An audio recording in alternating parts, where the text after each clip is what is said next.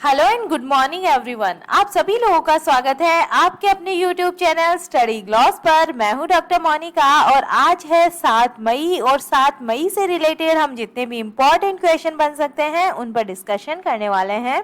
ये हमारा Telegram channel है, यहाँ पर आपको क्विज अवेलेबल हो जाएंगे और इस लेक्चर की पीडीएफ भी आपको यहाँ मिल जाएगी। ये आपके लिए आज का मोटिवेशनल कोट है। वास्तविक दुनिया में आपको मुश्किलें अवश्य नजर आएंगी, लेकिन आपके हौसलों के सामने वो हमेशा ही बोनी नजर आएंगी। इसी मोटिवेशनल कोट के साथ में हम स्टार्ट करते हैं आज का सेशन। फर्स्ट क्वेश्चन है, who has been appointed as the new secretary of the ministry of electronics and information technology. Electronics और सूचना प्रौद्योगिकी मंत्रालय के नए सचिव कौन बन गए हैं? तो इसका करेक्ट आंसर है अलकेश कुमार शर्मा बने हैं। डी इसका करेक्ट आंसर है। अलकेश कुमार शर्मा इलेक्ट्रॉनिक्स और जो इंफॉर्मेशन टेक्नोलॉजी है इसके मिनिस्ट्री के जो न्यू सेक्रेटरी है ये अपॉइंट हुए हैं और ये भारतीय प्रशासनिक सेवा के 1990 बैच के केरल कैडर के ऑफिसर है और इससे पहले ये कैबिनेट सचिवालय में अतिरिक्त सचिव और सचिव के रूप में ये काम कर चुके हैं और अब न्यू सेक्रेटरी बन गए हैं मिनिस्ट्री ऑफ इलेक्ट्रॉनिक्स और इंफॉर्मेशन टेक्नोलॉजी के अलकेश कुमार शर्मा। चलिए टॉप 5 नेशनल अपॉइंटमेंट्स को हम रिवाइज कर लेते हैं। New president of Indian pulses and grains association, तो ये कौन बने हैं? बिमल कोठारी बने हैं। Chairman of national minorities commission, तो ये बने हैं Iqbal Singh Lalpura. New chairman of union public services commission जो यूपीएससी है इसके नए चेयरमैन बने हैं doctor Manoj Soni. New director general of military operation, तो ये है Manoj Kumar Katiyar. New principal scientific adviser to India, तो ये बने हैं अजय कुमार सूद।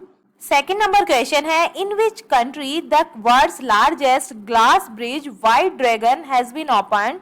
किस देश में दुनिया का सबसे लंबा कांच का पुल सफेद ड्रैगन खोला गया है? तो ये खोला गया है वियतनाम के अंदर। 20 का करेक्ट आंसर है। डिटेल से हम बात करें या आप इमेज के अंदर इस पुल को देख सकते हैं। वियतनाम का बाग लांग पैदल यात्री पुल जिसका नाम सफेद ड्रैगन है, इसे वियतनाम के अंदर खोला गया है और दुनिया में सबसे लंबा होने का दावा करने वाला एक विशाल कांच का पुल ये खुल गया है, लेकिन ये केवल बहादुरों के लिए है और ये 632 मीटर लंबा है और एक विशाल जंगल से 150 मीटर ऊपर है।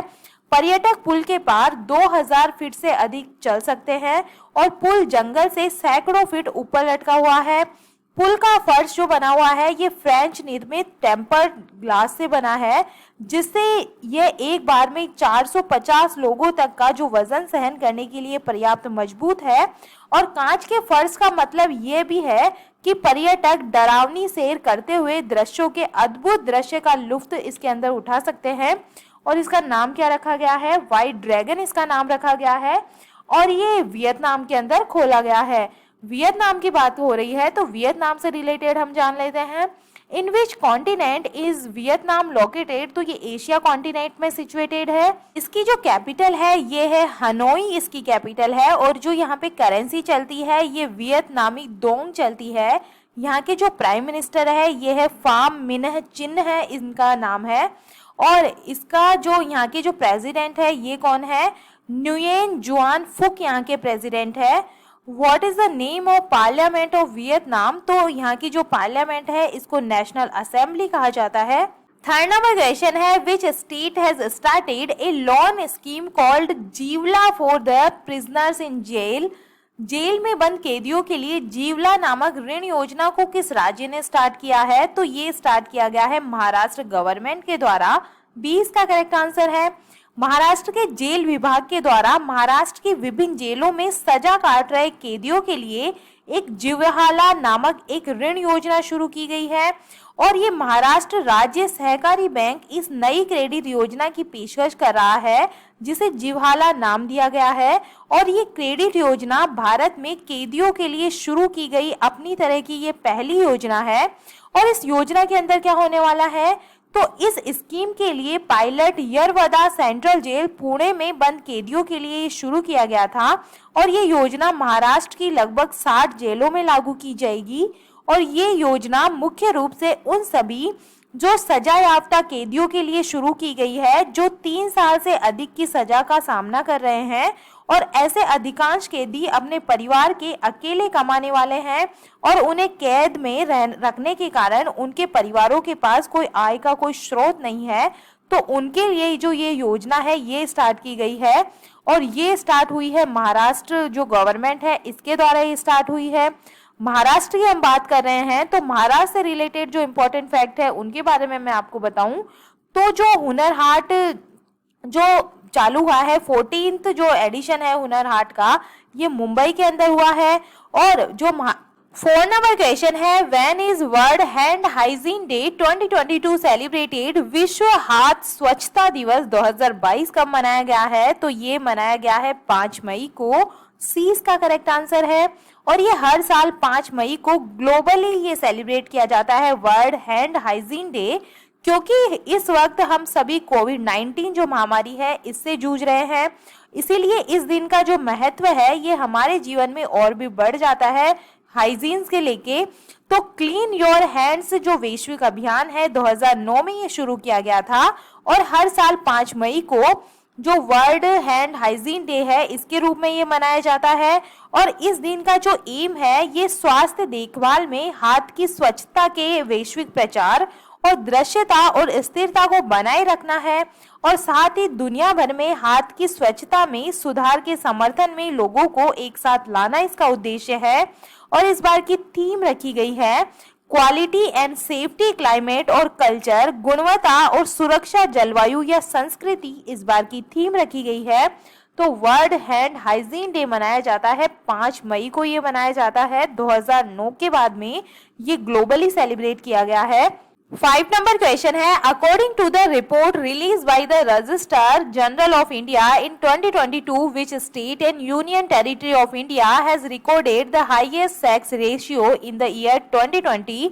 भारतीय रजिस्ट्रार जनरल द्वारा 2022 में जारी रिपोर्ट के अनुसार वर्ष 2020 में भारत के किस राज्य और केंद्र शासित प्रदेश में सबसे ज्यादा लिंगानुपात दर्ज किया गया है? तो ये दर्ज हुआ है लद्दाख के अंदर। 20 का करेक्ट आंसर है। डिटेल से बात करें तो भारतीय रजिस्ट्रार जनरल द्वारा जारी रिपोर्ट के अनुसार 2020 में केंद्र शासित प्रदेश लद्दाख में सबसे ज्यादा 1104 जो लिंगानुपात है ये दर्ज किया गया है।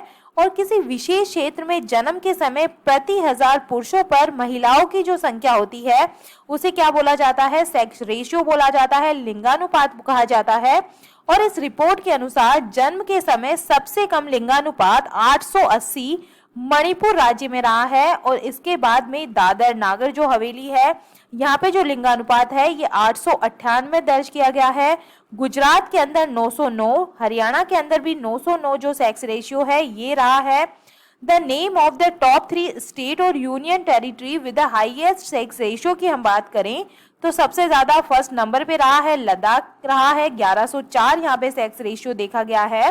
और सेकंड पोजीशन पे आता है अरुणाचल प्रदेश, यहाँ पे 1011 जो सेक्स रेशियो है ये दर्ज किया गया है। थर्ड नंबर पे आता है अंडमान एंड निकोबार जहाँ पे 984 जो सेक्स रेशियो है ये दर्ज किया गया है। जो रिपोर्ट इशूअर है ये है रजिस्ट्रार जनरल ऑफ इंडिया जो है रिपोर्ट इशूअर है और इसका जो हेडक्वार्टर है ये न्यू दिल्ली के अंदर है। 6 नंबर क्वेश्चन है, which security force has launched a special operation named Operation Vigilant to stop smuggling from trains? किस सुरक्षा बल ने ट्रेनों से तस्करी रोकने के लिए ऑपरेशन सतर्क नामक एक विशेष अभियान चलाया है? तो ये चलाया गया है रेलवे प्रोटेक्शन फोर्स सर्विस के द्वारा, आरपीएफएस के द्वारा। सी इसका करेक्ट आंसर है। डिटेल से हम बात करें तो रेलवे सुरक्षा बल आरपीएफ ने ट्रेनों से तस्करी रोकने के लिए पिछले जो मंथ में 25 दिन का एक विशेष अभियान ये चलाया था। इस अभियान का नाम रखा गया था ऑपरेशन सतर्क, इसका नाम रखा गया था। और इस अभियान के तहत आरपीएफ को बड़ी कामयाबी भी हासिल हुई है। भारी मात्रा में शराब, तंबाकू उत्पाद, सोना, चांदी और जो हथियार है ये इसके अंदर जब्त किए गए हैं। और इस पूरी कार्रवाई के अंदर 3.1 लाख रुपए का जो सामान है ये बरामद किया गया है। आरपीएफ द्वारा ऑपरेशन सतर्क 5 अप्रैल से ये 30 अप्रैल के बीच में शुरू किया गया था और इसमें ट्रेन से ले जा रहे अवैध तंबाकू उत्पादों के 26 जो मामले हैं ये देखने को मिले हैं। तो इसका नाम रखा गया है ऑपरेशन सतर्क, इसका नाम था। और ये रेलवे प्रोटेक्शन फोर्स सर्विसेज के द्वारा ये जो अभियान है ये चलाया गया है। किस लिए चलाया गया था? जो ट्रेनों से तस्करी को रोकने के लिए ये अभियान चलाया गया था। आरपीएफएस की बात करें, रेलवे प्रोटेक्शन स्पेशल फोर्स की, तो इसके जो महानिदेशक है ये अभी संजय चंदर है। और हमारे रेल मंत्री कौन है? अश्वनी वैष्णव है।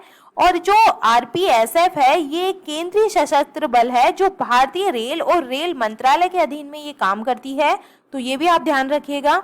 7 नंबर क्वेश्चन है, who has release the state of world forest report 2022 about the state of forest around the world. दुनिया भर के वनों की स्थिति के बारे में the state of world forest report 2022 को किसने जारी किया है? तो ये जारी की गई है फूड एग्रीकल्चर ऑर्गेनाइजेशन FAO के द्वारा। ए इसका करेक्ट आंसर है। डिटेल से बात करें तो संयुक्त राष्ट्र के खाद्य कृषि संगठन FAO ने दुनिया भर के वनों की स्थिति के बारे में the state of world forest report 2022 को जारी किया गया है। इस रिपोर्ट के अंदर क्या है, डिटेल से बात करें तो वनों की कटाई को रोकना और वनों को बनाए रखना, खराब भूमि की मरम्मत करना और कृषि वानिकी को बढ़ाना और जिम्मेदारी से वनों का प्रबंधन करना और हरित मूल्य श्रृंखला स्थापित करना, ये 3 परस्पर जुड़े हुए मार्ग है। और इस रिपोर्ट के अनुसार 1990 के बाद वनों की कटाई के कारण 420 मिलियन हेक्टेयर वन नष्ट हो गए हैं और प्राकृतिक संसाधनों की वार्षिक वैश्विक खपत 2060 से बढ़कर 190 बिलियन टन होने की संभावना है, जो 2017 में 92 बिलियन टन थी। चलिए टॉप 5 रिपोर्ट्स इशूअर को हम रिवाइज कर लेते हैं। Who has released the Inequality Kill Report 2021 released in the year 2022? तो ये किसके द्वारा रिलीज की जाती है? ऑक्सफैम इंडिया के द्वारा। Who has released the Global Economic Prospects Report 2022? तो ये वर्ल्ड बैंक के द्वारा रिलीज की जाती है। Who has released the Global Risk Report 2022? तो ये वर्ल्ड इकोनॉमिक फोरम के द्वारा रिलीज की जाती है। Global investment trends monitor report 2021 तो ये united nation conferences on trade and development के द्वारा जो है रिलीज की जाती है। Statement report on India's climate during 2021 has been release by India meteorological department के द्वारा ये रिलीज की जाती है। 8 नंबर क्वेश्चन है, who has won the title of world snooker championship 2022? विश्व स्नूकर चैंपियनशिप 2022 का जो खिताब है ये किसने जीता है? तो ये जीता है रॉनी और सुलिवन के द्वारा जीता गया है। इसका करेक्ट आंसर है। डिटेल से बात करें तो रॉनी और सुलिवन इंग्लैंड ने फाइनल में जूड ट्रम्प को 18-13 से हराकर 2022 विश्व स्नूकर जो चैंपियनशिप है ये इन्होंने जीत ली है। और ये 16 अप्रैल से 2 मई 2022 तक इंग्लैंड के शेफील्ड में क्रूसिबल थिएटर में ये ऑर्गेनाइज की गई थी। और जो ओ सुलिवन है इनकी जो उम्र है ये 46 साल के हैं और क्रूसिबल इतिहास में सबसे उम्रदराज विश्व चैंपियन बन गए हैं। और रे रेडन ने ये ग्रहण किया जिन्होंने 1978 में 45 वर्ष की आयु में अपना छठा जो खिताब है ये इन्होंने जीता था। चलिए टॉप 5 स्पोर्ट्स अवार्ड विनर्स की हम रिवाइज कर लेते हैं। Who has won the title of Formula 1 race Emilia Romagna Grand Prix 2022? तो ये किसने जीता था? मैक्स वर्स्टेपेन के द्वारा ये जीता गया था। विच player has won the title of tennis tournament Serbia open 2022? तो ये किसने जीता था? एंड्री रुब्लेव के द्वारा ये जीता गया था। Who has won the title of 48 La Roda open chess tournament 2022? तो ये किसने जीता था? डी गुकेश के द्वारा जीता गया था। Prestigious Reykjavik open chess tournament 2022 which player has won the title of? तो ये जीता है आर प्रज्ञानंद के द्वारा। Who has won the title of 71st senior national basketball championship 2022? तो ये जीता है तमिलनाडु ने जीता है। 9 नंबर क्वेश्चन है, reserve bank of India has increase the monetary policy repo rate from 4% to what percent? भारतीय रिजर्व बैंक ने मौद्रिक नीति रेपो दर को 4.0% से बढ़ाकर कितने परसेंट कर दिया है? तो ये कर दिया है 4.40%। इसका करेक्ट आंसर है। डिटेल से हम बात करें तो भारतीय रिजर्व बैंक ने 2 से 4 मई 2022 के बीच आयोजित अपनी मौद्रिक नीति समिति की बैठक में चल नीति समायोजन सुविधा के तहत पॉलिसी रेपो दर को पहले के 4% से तत्काल प्रभाव से 40 आधार अंकों से बढ़ाकर 4.40% करने का निर्णय लिया है। आरबीआई ने 21 मई 2022 से प्रभावी नगद आरक्षित अनुपात CRR को 50 आधार अंकों से बढ़ाकर 4.50% कर दिया है। Consequently the different rates are as follows. तो ये देखते हैं हम, पॉलिसी रेपो रेट कितनी हो गई है, अब 4.40% हो गई है। और जो SDF है, परमानेंट डिपॉजिट फैसिलिटी, ये हो गई है 4.15%। और मार्जिनल स्टैंडिंग फैसिलिटी रेट हो गई है 4.65%। बैंक रेट हो गई है 4.65% और CRR हो गई है 4.50%। इफेक्टिव में 21/2022 तक है ये। और SLR कितनी हो गई है, 18% हो गई है। आरबीआई की हम बात कर रहे हैं तो आरबीआई की फुल फॉर्म होती है reserve bank of India. RBI regulates all the banks in India. ये जितने भी इंडिया के अंदर बैंक्स होते हैं उनको ये रेगुलेट करता है। और ये एस्टेब्लिश्ड हुआ था 1 अप्रैल 1935 को। इसका हेडक्वार्टर मुंबई महाराष्ट्र के अंदर है। अभी इसके गवर्नर है Shaktikanta Das. Which is called the banks of bank. तो ये भी आरबीआई को कहा जाता है बैंकों का bank. When the reserve bank of India was nationalised, तो ये हुआ था 1 जनवरी 1949 को ये नेशनलाइज्ड हुआ था। Who was the first English governor of reserve bank of India. तो ये कौन थे, सर ऑरबॉन थे। 10 नंबर क्वेश्चन है, who has won the title of Khelo India university games 2021। Khelo India university games 2021 का खिताब किसने जीता है, तो ये जीत लिया है जैन यूनिवर्सिटी के द्वारा। 20 का करेक्ट आंसर है। ये डिम्ड टू बी यूनिवर्सिटी है और इन्होंने 20 इसके अंदर गोल्ड मेडल जीते हैं, 7 इन्होंने सिल्वर मेडल इसके अंदर जीते हैं और 5 इसके अंदर ब्रॉन्ज मेडल जीते हैं। जो खेलो इंडिया यूनिवर्सिटी गेम्स 2021 का ये दूसरा ये संस्करण था, दूसरा ये एडिशन था। ठीक है, जो लवली प्रोफेशनल यूनिवर्सिटी है ये इसके अंदर सेकंड पोजीशन पे रही है। इन्होंने 17 गोल्ड मेडल इसके अंदर जीते हैं। और थर्ड पोजीशन पे इसमें रही है पंजाब यूनिवर्सिटी और इन्होंने 15 जो गोल्ड मेडल है ये इस टूर्नामेंट के अंदर जीते हैं। और KIUG का समापन समारोह बेंगलुरु के श्री कांतिरवा आउटडोर जो स्टेडियम है यहाँ पर हुआ था। और खेलो इंडिया यूनिवर्सिटी गेम्स के ये दूसरा जो एडिशन है, ये 210 जो यूनिवर्सिटियों के जो 3900 छात्रों ने इसके अंदर 20 खेल खेले, जिनके अंदर उन्होंने इसके अंदर पार्टिसिपेट किया था। तो इसके अंदर जो जीती है ये जैन यूनिवर्सिटी जीती है, सेकंड रही है लवली प्रोफेशनल यूनिवर्सिटी और थर्ड पोजीशन पे इसके अंदर पंजाब यूनिवर्सिटी रही है। ये आप ध्यान रखिएगा। चलिए कल के जो MCQ है जल्दी से हम इन्हें रिवाइज कर लेते हैं। फर्स्ट क्वेश्चन है, विमानन कंपनी इंडिगो के नए अध्यक्ष कौन बन गए हैं, तो इसका करेक्ट आंसर होगा वेंकट रमनी सुमंत्रन बन गए हैं। 20 का करेक्ट आंसर है। सेकंड नंबर क्वेश्चन है, विदाउट बोर्ड्स द्वारा जारी जो वर्ल्ड प्रेस फ्रीडम इंडेक्स है 2022 की, इसके अंदर भारत किस स्थान पे रहा है, तो भारत इसके अंदर इस बार रहा है 150वीं पोजीशन पे। पिछली बार भारत की पोजीशन 142वीं थी, इस बार 150वीं पोजीशन पे भारत है। थर्ड नंबर क्वेश्चन है, केंद्रीय प्रत्यक्ष कर बोर्ड की नई अध्यक्ष कौन बन गई है, तो ये बन गई है संगीता सिंह। सी इसका करेक्ट आंसर होगा। फोर्थ नंबर क्वेश्चन है, इंटरनेशनल फायर फाइटिंग डे 2022 ये कब सेलिब्रेट किया गया है, तो इसका करेक्ट आंसर है 4 मई को ये सेलिब्रेट किया जाता है। सी इसका करेक्ट आंसर होगा। 5 नंबर क्वेश्चन है, मुख्यमंत्री मितान जो स्कीम है ये किस राज्य सरकार के द्वारा शुरू की गई है, तो जो मितान योजना है ये छत्तीसगढ़ गवर्नमेंट के द्वारा शुरू की गई है। 6 नंबर क्वेश्चन है, Spanish football league La Liga 2022 का जो टाइटल है ये किसने जीता है, तो इसका करेक्ट आंसर होगा रियल मैड्रिड के द्वारा ये जीता गया है। ई इसका करेक्ट आंसर है।